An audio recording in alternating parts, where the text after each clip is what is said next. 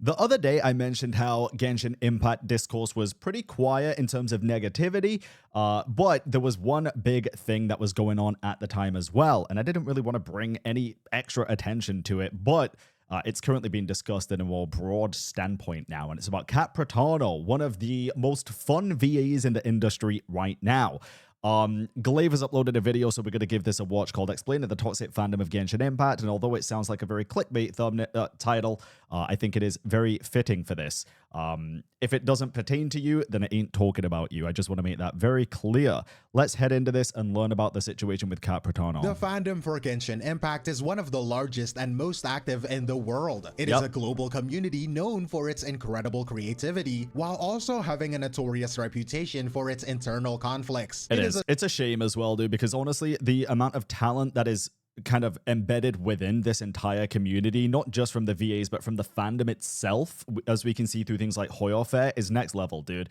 People take this very seriously. It's an amazing community to be a part of when it's good. The space where passion can quickly curdle into something far more hostile. A recent controversy provides a perfect and frankly disturbing story of how this happens. It does, and I want to make this very clear. This shouldn't even be a controversy. This is blown way out of proportion, and Cat doesn't deserve this, just to keep it very honest. It is about a voice actor, a playful joke about a fan pairing, and the wildly disproportionate backlash that followed. Looking very closer, it becomes a potent example of several destructive forces common in modern fandoms. The intense nature of shipping culture, the weaponization of fan theories, I have nothing against shipping. I have nothing against people shipping whoever and whatever, as long as it's not hurting anybody, and obviously as long as it's not kids or something fucking weird. This is insane. My TLDR on the situation is basically Cat Pratano, voice actor of Skirk, had like a little playful moment on Twitter with the voice actor of Raria, where she retweeted some fan art of them like trading together, and it was flirtatious. And she made it into a joke about that, but the whole point of that joke was that the VAs are in a relationship together. That, you know, like real people are in a real relationship, and they just so happen to voice characters that people drew fan out of. It's wild that this got blown up so much. The erosion of the boundary between a creator's public work and private life, and the volatile dynamics of one-sided parasocial relationships. Yes. All of these complicated forces recently converged in one person in a very public, very messy way. The person at the center of it all was Cat Pratano, the English voice actor for Skirk. Before this incident, if you followed her online, you would know she was one of the more engaged VAs in the community. Not in a highly toxic, dramatic way, but she was very playful, It's something we need in this time, especially after the voice actor strike and all the negativity with that, dude. And people are going to drive the good VAs away, and I hope they realize that. These toxic people who think shipping is a lifestyle, and they put their entire personality into these pixels, it blows my goddamn mind, dude. It really does. You're going to drive away the good people in the space, and that is not what the space needs right now after everything it's already been through. Interactive, the kind of creator who seems to genuinely enjoy the fandom space. And so she starts posting about a crack ship. For anyone who doesn't know, a crack ship is a fan pairing that is intentionally bizarre, with zero plausible basis in the actual story. It is a joke. If I could have spoken to Cat, I would have literally said, don't even post about it. And as much as that sucks because it's kind of limiting your freedom of expression and freedom of speech and stuff, it's like, it's just not worth it, bro. It's not worth getting involved with that side of the fandom when it's so... Bro, there's so many people in the shipping community that are just nice people, fine people that just do it for fun and understand what it is, just fun. But whenever anything like this happens, dude, it's always the loud minority that just ruin it for everybody else. And obviously, I'm not talking about every shipper here, quite clearly, but that loud minority are very loud. And it doesn't seem like a minority, because a minority when it comes to Genshin Impact is still a humongous amount of people, dude. Humongous. In this case, the ship was between her character, Skirk, and another character named Rarir. The reason for this pairing wasn't hidden deep in the game's lore. It wasn't about the hair color either, or I don't know. It was actually based on something outside of the game. Cat Pratano, the voice of Skirk, is in a real-life relationship with the voice actor for Rarir. The ship was simply an inside joke about their own lives, reflected through their characters. It was wholesome, it was silly, and I've seen a lot of fans even made arts for it. It was just fun. It really was. It was just mindless fun. For a little while, that's all it was. But this is the Genshin community, so of course it didn't last. I consent. I consent. I don't consent. Yeah. Is there someone you forgot to ask? The backlash that began to form wasn't a simple disapproval. It was a full-blown campaign of moral panic. This is when a group becomes convicted that some perceived evil is threatening the community, and they react with disproportionate hostility. The central accusation they settled on was that the ship was analogous to grooming. Okay, I don't know about this. I haven't seen much of the situation other than Cat's actual tweets. How? What? Justification for this was a journey, to say the least. The argument, constructed by the most dedicated lore enthusiasts, went like this. Skirk's master is a character named Sertologi, one of the sinners from a fallen nation. The character Rerir is also a sinner, which they argued makes him a peer of Skirk's master, Sertologi. And since Skirk was trained from a young age, any romantic relationship with a peer of her master would be predatory, using a knowledge of a fictional world to construct what looks like a legal argument against something you simply don't like. Oh, brother, this guy stinks, and I'm not talking about Glaive like a lot of people want me to be. Oh, it's insane, dude. The reaches people go to, and then they'll ship people that have thousands of years age gap like it's nothing. Oh my god, it's actually wild. The game's own story becomes ammunition in a fan dispute. It doesn't make sense. It doesn't stop there, though. Other complaints piled on. Fan art depicting the powerful Skirk as the tsundere. You know, the trope where a character is cold at first before they start warming up, and then they show their true side. That was called a mischaracterization by the fandom, depicting her in a— Sure, I mean, maybe it is. Who cares? Is it that deep? Who gives a fuck? Oh my god, you drew a character in a way that they're not portrayed like in the game that I dedicate my life to. You're evil. Jesus Christ. Submissive pose was treated as an attack on her character or something. So what started as a voice actor lighthearted joke was now being treated as a serious moral transgression, prosecuted with the game's most obscure lore as legal text. And those accusations, they were aimed directly at a real person who would eventually be forced to respond. In a series of posts on her X account, Cat Pratano addressed the situation. Her first tweet was a direct attempt to de-escalate, to apply simple logic to a situation that had become completely illogical. She wrote, "I didn't realize it would become a big deal, but just to clear things up, it is a crack ship for funsies." Funsies in this situation? Funsies, oh my goodness. How rude of you to want to have fun on the internet. Then explicitly addressed the most severe claims. "I didn't mean to insinuate any kind of grooming or mischaracterization of— Of course you didn't. You shouldn't even need to fucking explain this to these children, brother. Oh my god. Of course you didn't. Nobody with a level head on their shoulders thought that this was a thing. Skirk. It is a clear, straightforward statement. An attempt to remind everyone the foundation of this drama was a joke." In the follow-up, you can see her having to explain the very human motivation behind it. She says, "It was purely me being silly and in love and enjoying something with my partner while being appreciative of fan work. I was never serious, I promise." Yeah, no, it's fine. Some of these people just need to find love in themselves, dude, genuinely. Like, it must be so sad living such a miserable life. Now here, the dynamic becomes particularly grim. The very things that made her an engaging figure, her openness about her life, her relationship, her previously discussed struggles with anxiety, were the exact vulnerabilities that were targeted. The personal connection she built was twisted into ammunition to be used against her. This all leads to the inevitable conclusion of stories like this. Her final tweet in the thread reads, "I realized I should be more professional and represent my work better, so I will likely be stepping away from Twitter for a bit." You shouldn't, man. Oh my god. Like, have fun with it. Most of the people really enjoy the fact that you're an open, like, outspoken VA that just hangs out with the community and just pokes fun. Brother, I can't wait until they start canceling Yehuda's VA for just being a fucking menace. Like, no, you shouldn't have to step away from your public platform because some kids on the internet can't handle a fucking joke. It is disgusting. It is stupid. My god, it's bullying. It's literal bullying mentality. And it's kids most of the time.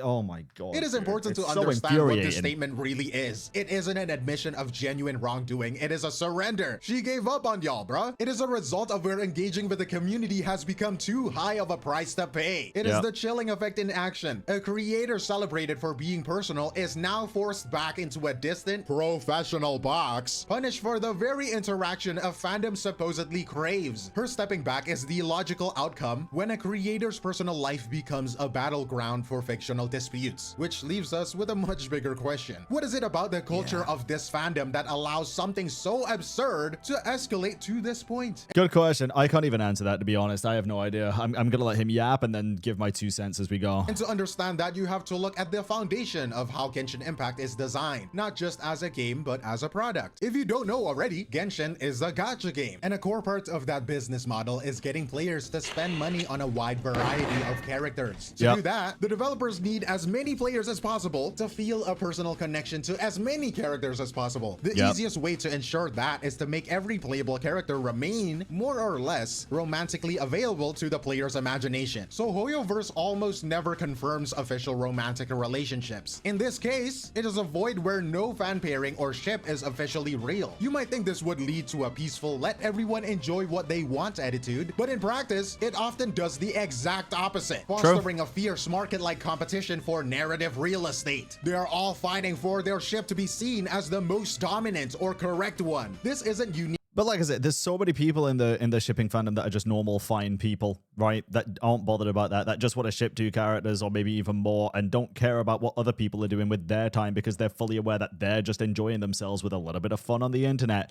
But then there's always going to be people that just take it too far, insert too much of themselves into these pixels that don't exist, and basically dedicate their life to such just a ridiculous cause to like tear down everybody else's thoughts and fun and opinion. Unique to Genshin either, though. We have seen similar extreme reaction in other Hoyoverse titles, like the backlash to a male and female character simply interacting in a Honkai Star Rail trailer. The primary way they fight for this territory is by treating their personal interpretations as undeniable fact. Yes. In fandom, we have the term headcanon, right? Yeah, the biggest thing is people implementing headcanon and calling it factual, like it's the one and only God's only truth, you know? Personal version of the story that lives in your head. It's supposed to be fun, creative exercise in this highly competitive environment. However, headcanon can stop being a personal interpretation and become a set of beliefs treated as absolutely unquestionably true. This is where the enforcers come in. The fans who see themselves as the guardians of this argument, of this headcanon ship. They don't just share their interpretations, they aggressively police the fan content of others, attacking an artists for drawing a character in a relationship they disapprove of. Or even just drawing a character, again, mischaracterized. Yeah, like this. Or with a personality that contradicts their specific headcanon. Exactly, just what I was going to say. Even just drawing them in a different way. Even if that way is open to interpretation, people just don't like you doing it in a way that they don't deem fit. Oh, but this character is gay. Oh, but this character likes women. Oh. All of this is amplified by social media echo chambers, where they can find... I think it's much deeper than just that as well.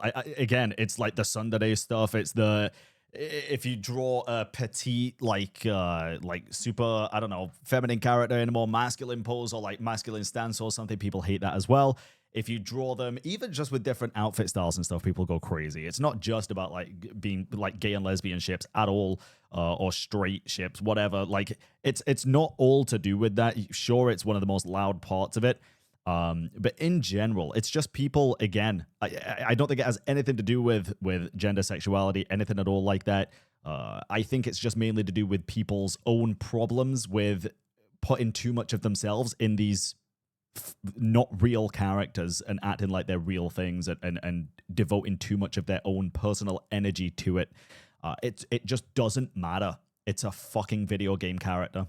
It's like, and you're attacking real people over it. Grow the fuck up. Find hundreds of others who believe the exact same thing, reinforcing the idea that their opinion is the only correct one. So this is the environment, a void left by the game, filled by factions aggressively defending their version of the truth. That still doesn't explain the sheer intensity, why a fictional disagreement can feel like a profound personal betrayal. And for that, we need to look at the psychology behind the screen. And that psychology often revolves around what is called a parasocial relationship. Well, let me explain. A parasocial relationship is the one-sided bond you feel with someone in the media. You feel like you know them, but they don't know you. For a long crazy thing is, though, these people form parasocial relationships with pixels on a screen. It's not even a real person. Long time, this was a distant thing, like with a movie star on screen, or with Pokemon or something like that. Social media has fundamentally changed all of this. Creators and voice actors like Cat Pratano are accessible. They are on Twitter, and they reply to fans. They like the fan art, they repost it. They share details about their lives. But again, these voice actors are not the characters. All of which cultivates a powerful illusion of intimacy. It no longer feels like a distant star. It feels like a real two-way friendship. For most people, this is harmless. For a small, highly invested minority, that feeling of affection can curdle into a sense of ownership. They've really invested so much emotional energy to this friendship that they begin to feel that they have a say in how their friend should behave. When that creator, their friend, violates their unwritten rules by supporting the wrong ship, it isn't just a simple disagreement. It is experienced as a profound personal betrayal. The harassment that follows is what you could call parasocial punishment. And if it's just random anger, that would make more sense. But it is an actual attempt to correct the creator's behavior. Yeah, it's an attempt to correct an opinion and to literally correct somebody having fun in their own way because you don't agree with it. And it's not hurting anybody. Let's just keep this entirely real. Like, what Cat did was not hurting a single soul because it was an inside joke between her and her boyfriend. And even if it wasn't, and it was just shipping two characters, it's still not hurting anybody. It's really, really not. Punishing them for breaking the rules of a relationship that only exists on one side. Yep. And if it's one guy, it wouldn't be as bad. But it becomes far more intense when amplified by a group dynamic. It's like collective narcissism. A group develops an inflated sense of its importance and superiority, becoming extremely sensitive to any perceived threat. It is like a whole group sharing one big, fragile ego. Shipping factions can be a perfect breeding ground for this. A group can start to believe that their interpretation isn't just an opinion, it is the superior opinion, the most correct. And I hope this doesn't also just turn into a situation where it's like all shipping is bad. I hope people don't start getting that mindset from this because it's not, bro. It is just people having fun. It's the exact same situation if someone was like, you're playing this character wrong in the end game of Genshin, and then everyone's like, oh my god, like all end game players are just fucking dog shit. No, there's great people out there. It's just that the loud minority is really fucking loud in this instance. Really loud and really obnoxious, and really narcissistic, and really believes that they're just 100% correct the whole time. And they're just so confident with it, which I think also aids the feeling that Cat probably had by the end of this.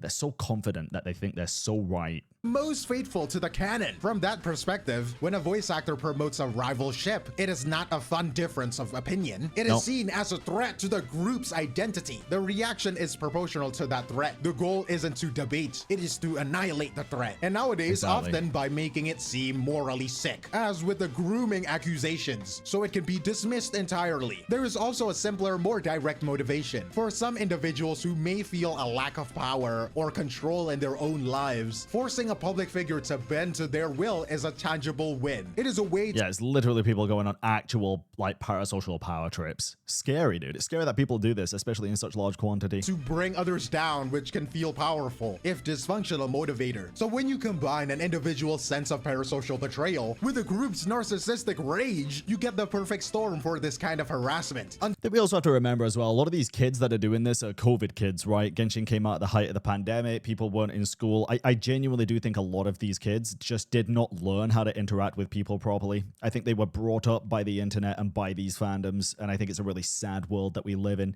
I think it was avoidable, but I don't know the best way to have done that. I mean, that's not my job to know, to be fair. That's definitely like governments and shit. But yeah, I don't know. It's a really sad situation, dude. It was very bad time. It was great for the game's popularity, but for the people involved in the game, yeah, dude, a lot of the kids are just... They could do with a couple of extra years of learning how to interact with people, whether it's online or in person, to be honest. Understanding this is the engine driving the conflict is the first step toward figuring out what fundamental truths have been lost along the way. And those truths are fundamentally quite simple. They are the basic distinctions that get lost in the heat of these online warfare. First, and this should be the most obvious one, voice actors are not their character. As I said earlier, voice actors are not their goddamn characters. They are professional performance hired to do a job. Cat Pratano is a person with their own life. Wait, what was that one as well? Fair. First, and this should be the most obvious one, voice actors... Although there are those who act as if they are the character, the them to benefit off the Parasocials. Cough, cough, Kaylee Mills. Did she do that? I don't know. She did plenty of stuff. I don't know if that was one of Are them. not Maybe. their characters. They are professional performance hired to do a job. Cat Pratano is a person with their own life, relationships, and opinions. She is not Skirk. Her personal life does not and cannot dictate the fictional canon of the game. True. Second, your personal interpretation of the story is not the official story. Your head canon is not canon. Sure, 100%. it is a huge and creative part of the fandom, and that's great, but it is not a set of laws to be enforced. The moment you treat your personal interpretations like an unchallengeable dogma, you have missed the entire point. And finally, and most importantly, this discourse is not happening in a void. These are not just words thrown at a screen name. A real person is on the other side of that screen, whose mental health and career are being impacted. The harm is tangible. I think she's doing okay, though. I've seen some photos of her and her boyfriend just chilling, you know, living life, touching grass or beach or whatever it was. And I think she probably needed it after being on Twitter and dealing with all that, to be honest. She shouldn't have had to deal with it, but she did. So, despite all of this, the reaction to the incident also revealed something more hopeful. When this harassment campaign started, the response from the broader community was overwhelmingly supportive of Cat Pratano. For every toxic comment, there were dozens more condemning the attacks. The problem, as it's so often the case online, is that the most aggressive voices are usually the loudest, while the reasonable silent majority often stays quiet. This really gets to the heart of how you can fix a community space. A healthier fandom isn't about eliminating all disagreement. It's about leveling it out and making sure that the level-headed people get louder. It's about the positive majority refusing to cede the floor to its most toxic elements. And this becomes even more challenging, however, when official community spaces appear to enable the opposite. In this case, discussions about the controversy were reportedly censored and removed from official Genshin subreddits under vague rules, effectively silencing good faith conversation while allowing the hostile narrative to fester. While the discussion itself is controlled, the positive majority is neutered. The responsibility doesn't just lie with a handful of harassers, it lies with the community that decides what behavior it's willing to tolerate. True, but I wonder which official platforms this was about. Was it talking about like the Reddit? Probably. I can't imagine it'd be like removed from, I can't imagine they'd leave negative stuff, but remove positive stuff off of anywhere but Reddit, to be honest. Like, Hoya Lab and stuff, I don't see that happening. The incident with Cat Pratano isn't just a story about a crack ship. It is a perfect illustration of the impossible position creators find themselves in today. And that impossible position is really the heart of the matter. The incident with Cat Pratano serves as a perfect and frankly exhausting case study of how dangerously blurred the boundaries have become in the modern online fandoms. The line between fiction and reality, the line between creator and the consumer, and maybe the most important one, the line between genuine affection and a sense of entitled ownership. It is tempting to look at this and blame a few toxic fans, but the problem is bigger than that. It is systemic, driven by the very architecture of social media, which is designed to create that illusion of intimacy that we talked about. It is fueled by unchecked parasocial dynamics and enabled by a culture where the tools of the fandom, the deep lore, the passion itself, can be so easily weaponized. Ultimately, the health of these massive online communities won't be fixed by a developer's new terms of service or a platform's moderation policy. No, but it would be nice if they actually did something rather than nothing in these situations, like even just a couple of words, you know, like, hey, a voice actors are still just something instead of dead silence. But no, he's right, it wouldn't fix anything. It would be nice, though. It comes down to a greater media literacy, of basic fundamental understanding of the difference between a person and a persona. And it depends on a collective refusal from the majority of good faith. God, never say collective refusal again, man. Oh my God, I just get flashbacks to the strike. Fans to accept harassment as a legitimate form of discourse. But I think that is all from me, Glaive Keo, and I will see you in the next one. Cheers. That was a good video, dude. I feel like he was pretty level-headed throughout that. For Glaive, listen, a lot of people think Glaive is just obnoxious. I've realized a lot of people in the comments, they're like, yeah, my first time watching this guy, but I just don't like how he sounds. And it's like, I mean, that's fine, you don't have to. I kind of like it. I don't know. Yeah, I'm really sorry for Cat, bro. I hope her and the rest of the VAs can just get together and just have a good time. It's not that deep. It should never have been made into this big of a deal. You did nothing wrong at all. You were just having fun. You're probably never gonna see this, but yeah, don't succumb to the crowds all the time. It's fine to take a break and stuff to clear your head. We all need to do that at some point. Yeah, fuck those people, man. They don't deserve your time and attention that much. Just you do you in future.